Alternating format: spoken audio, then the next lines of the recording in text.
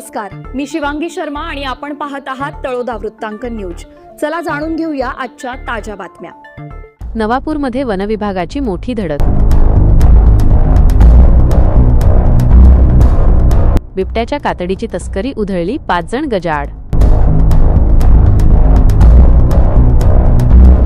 उपसंपादक रवींद्र वळवी यांच्यासह तळोदा वृत्तांकन news network, Navapur.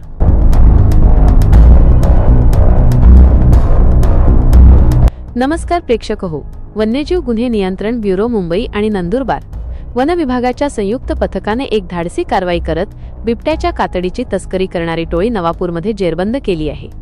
Navapur MIDC परिसरात सापळा रचून केलेल्या या कारवाईत 5 संशयित आरोपींना अटक करण्यात आली असून त्यांच्याकडून बिबट्याची कातडी आणि तस्करीसाठी वापरलेली 4 वाहने जप्त करण्यात आली आहेत। 15 एप्रिल 2026 रोजी बिबट्याच्या कातडीची अवैध विक्री किंवा तस्करी होणार असल्याची खात्रीशीर माहिती वन्यजीव गुन्हे नियंत्रण ब्युरो मुंबई आणि सहाय्यक वनसंरक्षक रोशन बुवा यांच्या पथकाला मिळाली होती। या माहितीची गंभीर दखल घेत वन विभागाच्या विविध पथकांनी नवापूर MIDC परिसरात दबा धरून बसले होते। संशयित आरोपी मुद्देमालासह घटनास्थळी येताच पथकाने झडप घालून त्यांना शिताफीने ताब्यात घेतले। तस्करांकडून बिबट्याची कातडी जप्त करण्यात आली आहे। तसेच तस्करीसाठी वापरण्यात येणारी खालील वाहनेही वन विभागाने ताब्यात घेतली आहेत।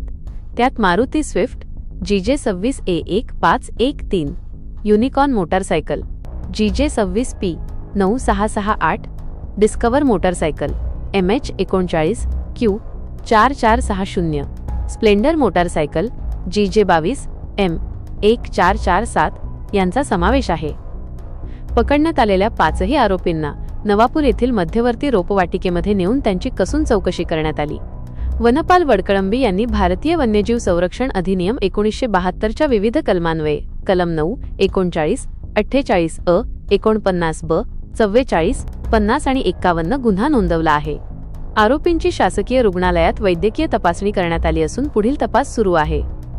ही यशस्वी कामगिरी धुळे वनवृक्षक नीनू सोमराज, नंदुरबारचे उपवन संरक्षक संतोष सस्ते आणि विभागीय वनाधिकारी दक्षता सदगीर यांच्या मार्गदर्शनाखाली पार पडली। या मोहिमेत सहाय्यक वनसंरक्षक रोशन बुवा, वन्यजीव गुन्हे नियंत्रण ब्युरोची टीम तसेच नवापूर, नंदुरबार, चिंचपाडा आणि शहादा पथकातील वनपरिक्षेत्र अधिकारी, वनपाल व वनरक्षकांनी महत्त्वाची भूमिका बजावली। वन विभागाच्या या धडक कारवाईमुळे वन्यजीव तस्करांचे धाबे दणाणले आहेत। आजसाठी इतकेच। अशाच ताज्या आणि महत्त्वाच्या बातम्या पाहण्यासाठी आमच्या चॅनलला सबस्क्राइब करा। धन्यवाद।